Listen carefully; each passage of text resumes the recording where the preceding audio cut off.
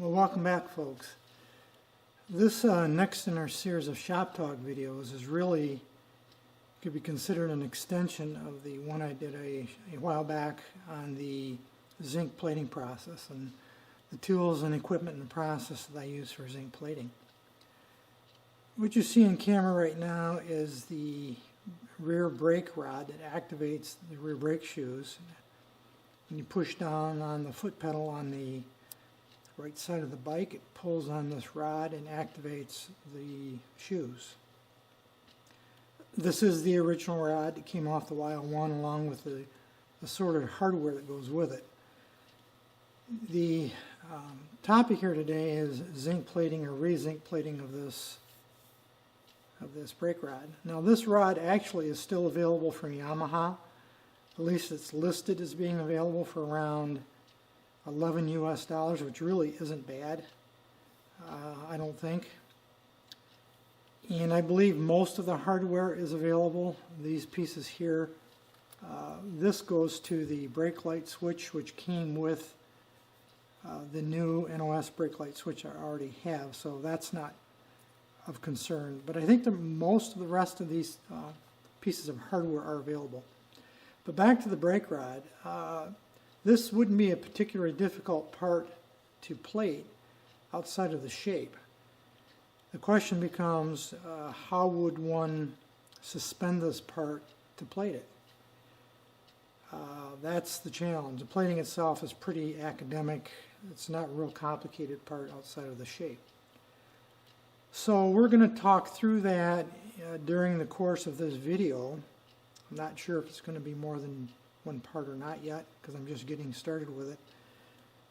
But we'll see where this goes. And my intention with this particular video or video series is to work people through the process of being creative in terms of how to support the part when you're zinc plating. Not the zinc plating process itself per se, because we've already been through that. There's a couple of things that need to be done first, though. One is the rod needs to be cleaned thoroughly. You can see it's got a fair amount of rust here in the threads. Generally, the shaft itself isn't in bad shape.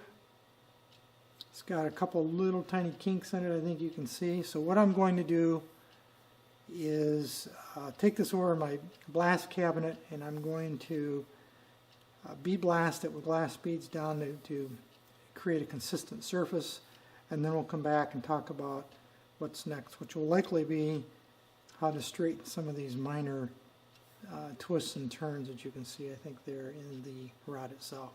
So I'm going to go over the blast cabinet, and I'll be back in a few minutes. Well, I've got the rod bead blasted. Initially, anyway, I'll probably end up doing it a couple of times to get the worst of the rust and crud off of it. You can see, I think, right here, a little bit of a bend. Other than that, it's not bad, but this right in here,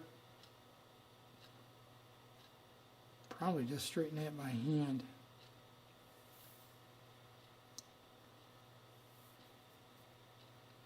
A little bit in here.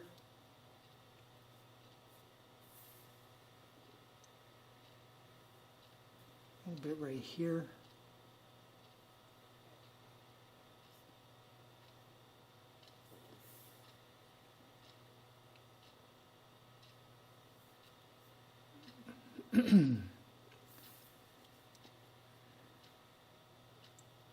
Not bad now. Just took a little bit of persuasion.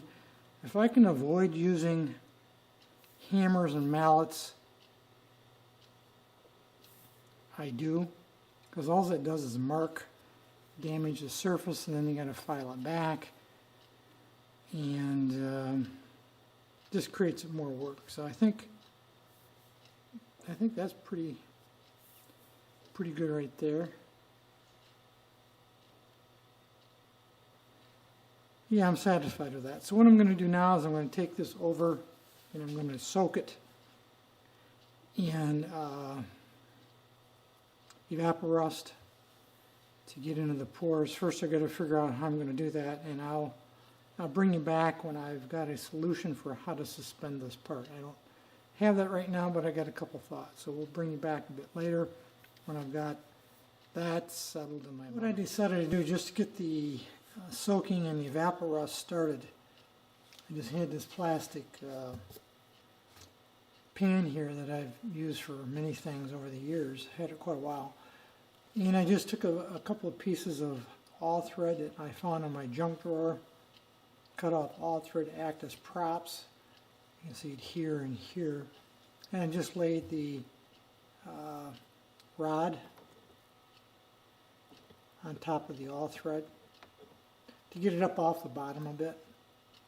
And now I'll let it soak for about, probably 24 hours or so. Then we'll decide what to do next. This isn't necessarily the way I would prefer to zinc plate it, because I suspect I would have to perhaps make up more solution if I was to use this container. This container would work. It's a matter of, do I have enough solution already mixed that I could use something this big.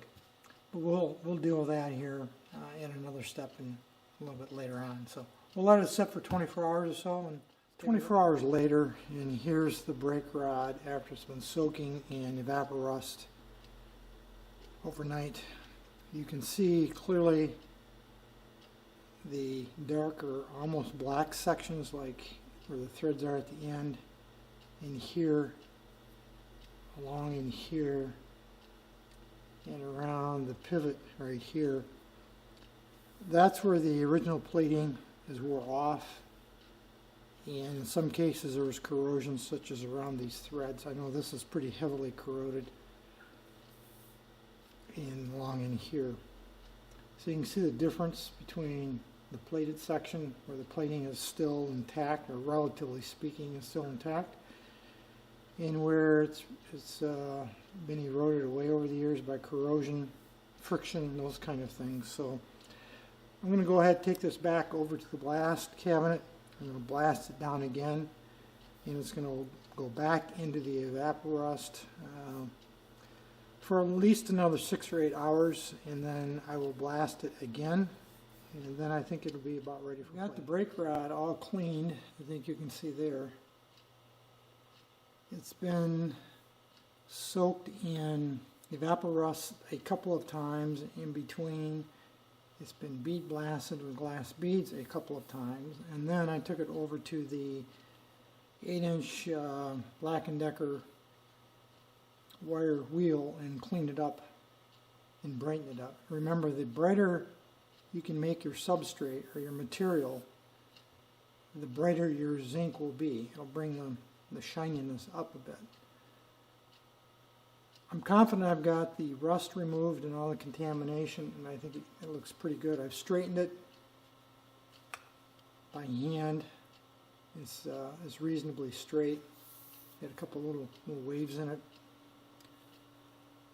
Next step will be a thorough cleaning, and then we'll get on with zinc plating. Now, this is obviously an odd-shaped part, and that's really what the purpose of this video is to talk about alternatives one might have in terms of plating, zinc plating, unusual shapes and configurations of parts. And this is about as unusual as it gets. And there's a couple of ways you could suspend this in a bath, because that's really what you've got to get to. You've got to be able to support it in a bath so that you can plate it. You could certainly use a wash tub or a plastic container such as this. This is what I used to originally soak the rod in terms of evaporust. That would work. That's probably the easiest way. Another way, and the way that I'm going to demonstrate today, it's not necessarily easy, but it does work, is to create a trough out of a piece of PVC pipe. Now, if you have access to, or you're so inclined, you could use a piece of eaves trough gutter that goes on the roof line of a house would probably work. They come in different widths. I think 3, 4, and maybe 5 or 6 inches also. and you get a piece, getting long, 2 feet long or so, you'd have to seal the ends of it. That's one of the key elements. Obviously, you would leak otherwise. That's one way of doing it. Another way is use a piece of PVC pipe, and that's what I'm going to demonstrate here. This is some 2-inch PVC pipe that I've had in my pole barn. I've got a lot of bits and pieces of PVC pipe. This is used, this is not new by any stretch. I just cut a piece off that's a little longer than the rod to be plated. And I took it over to the little tabletop belt sander and squared up the ends, both ends, so that they're square. And then I was in the hardware store the other day and I bought a couple of inexpensive test caps. And these caps just fit on over the end, something like that, on each side. And will seal off the trough, or the trough that we're going to make here in a minute. So we'll glue on the caps using the appropriate PVC cement and cleaner. And then what I think I'm going to do in terms of cutting this out, and again you got to cut a slot in here obviously to create a trough out of this. There's a number of ways you could do that. I could probably take it over to my mill, set it up, and plunge cut it with the mill and cut a slot out. You could fixture it on a table saw. I considered doing that, but my table saw is in storage in the pole barn, and there's snow on the ground now, so I'm not going to go over there and dig it out and haul it over to my shop where it's warm. And you'd have to figure out how to make a fixture to run it through the table saw. You could use a router, a hand router. Again, you'd probably have to fixture it in some form. What I'm going to use is a router with a metal cutting bit right there. The blade is made out of metal. It's not made necessarily to cut metal. But I'm going to lay out a trough on here using some 2-inch masking tape. And then I'm just going to cut the outline of the tape using this saw blade, something like that. Now it won't be the prettiest cut, I'm sure. In fact, I did this in a very similar fashion when I had to plate the brake rod for the Kawasaki H2 750 a number of years ago. That rod was longer than this, and I made up a trough. However, I can't find that trough. I went looking for it. I thought it was on one of my shelves in my pole barn in storage, but I looked the other day, and I can't locate it. I'm pretty sure I didn't throw it away. But I couldn't find it, and that probably will work fine for this project. But the technique I'm going to demonstrate to you is, if I recall, the one I used to make that trough a number of years ago for the H2 project. So we're going to go ahead and lay this out using a piece of 2-inch tape. I'm going to take it over, clamp it in the bench vise, and then just cut out along the edges of the tape. This is 2-inch wide tape, so I'll leave a nice open gap.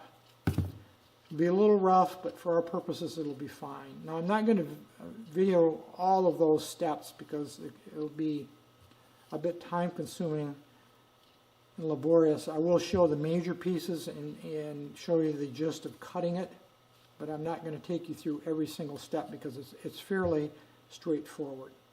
First thing I'm going to do is I'm going to install the caps. The end caps go on each end, and the reason for that is I want to add a little stiffness to the tube when I cut it.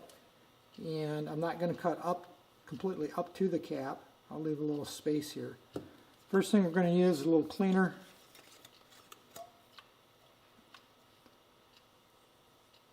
And that's just to get any oil or contamination off the PVC. Then we're going to install. Then we're going to add the adhesive. This is really the glue.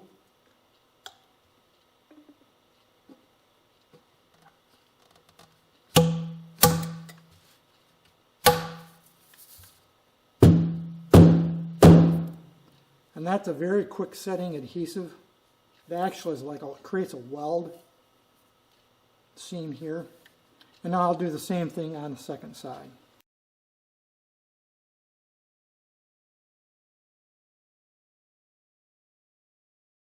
Well, there's the tube all sealed on both ends.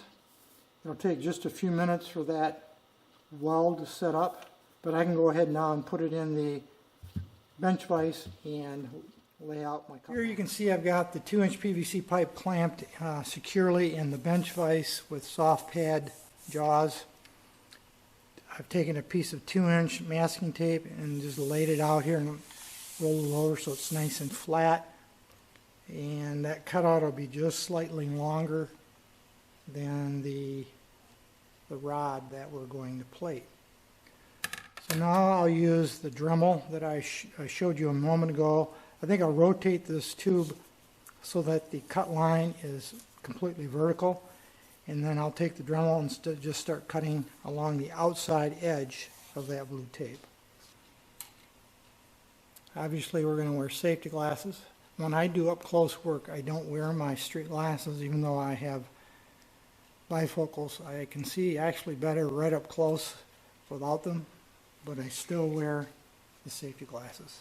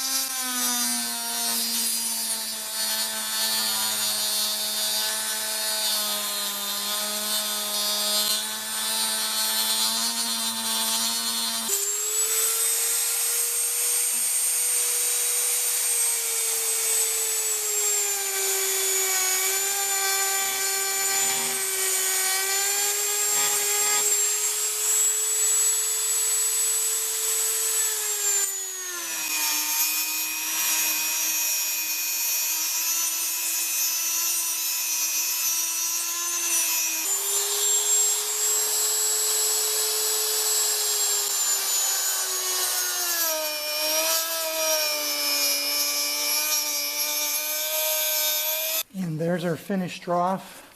It didn't take, I don't think, 5 minutes to do. And let's see how that turned out.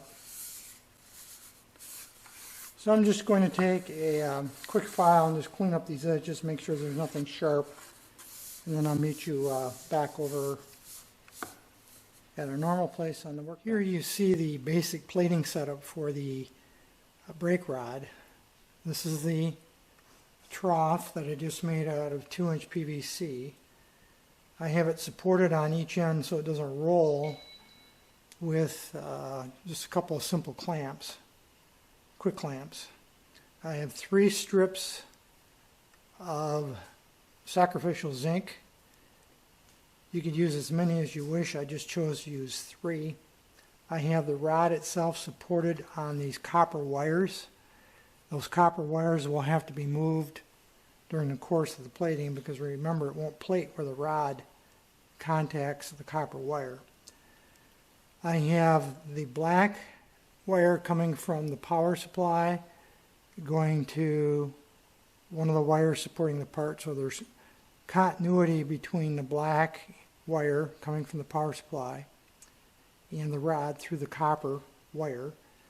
And then I have the red wire right here coming from the power supply connected to this piece of anode or sacrificial zinc. And then I have a series of jumpers here just connecting the zinc anodes together so that they're all tied in to the red wire coming from the power supply. So the basic setup is in place. The only thing I have left to do now is to clean the brake rod thoroughly. I have not done that yet because I've been handling it. So I've got to clean that and then fill the trough with plating solution, the bath, and then we can proceed with plating this rod. Now we're ready to go. We have the solution, the bath in place. The rod, the part that we're plating is submerged. All we have to do now is turn the power supply on and get a feel for how our current flow is. Move this a little bit closer so you can see the dial.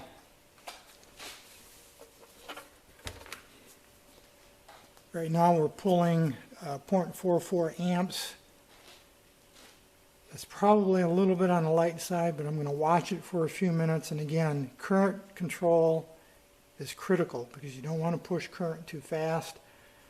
So I'm going to let it run at this point for a bit, and I will adjust with my dials accordingly. I'm not going to take you through the entire plating process as you've seen that before, but I'll bring you back at the other end when we've got the part finished and it's coming out of the bath, or after it's probably come out of the bath, and show you what it looks like. The intention of this video is really to show you the alternative means one might have to go through to plate parts. This is just one example I'm sharing with you, and there's multiple ways that you could support this part, as I already have talked about. But it's really an effort to share with you some alternative thinking when you have difficult or oddly shaped parts. We'll bring you back at the other end. Well, it's been a total of a couple of hours, and we're about finished cooking the part. You can see from the readout on the power supply that we're running at about 0.38 amps. I did bring it down a little bit as I felt it was pushing current a little bit too aggressively. I did pull the rod out twice and just lightly brushed it, cleaned it, wiped it down, and put it back in. And I think it's about finished. So I'm going to go ahead and pull this out now, do a little polishing, and I'll meet you over at the bench and we'll take a look at the finish. Well, there's a rod. It's finished. It's been polished up and cleaned. There's a little dull spot right here and here, and that's where the finish is the roughest because that's where there was the most corrosion. And even though it plated, there is minor surface erosion from the original rust, and there's really nothing I can do about that, but I am pleased with the way it came out. But we're really here to talk about alternative methods for supporting parts when you're plating, and we're here to talk about this little trough that I made from a piece of 2-inch PVC. And as you can see, it worked fine. Again, you don't have to do it this way. I could have used a larger container, a plastic bin. That probably would have actually been simpler, but I did want to demonstrate that you may have to come up with alternate thinking depending on the shape and size configuration of the parts that you're attempting to plate. So this rod is now ready for installation back on the bike, and that will be the subject certainly of an upcoming video. That's it for this video today. Appreciate you watching. Any questions? Drop me a note below. Again, thanks for watching.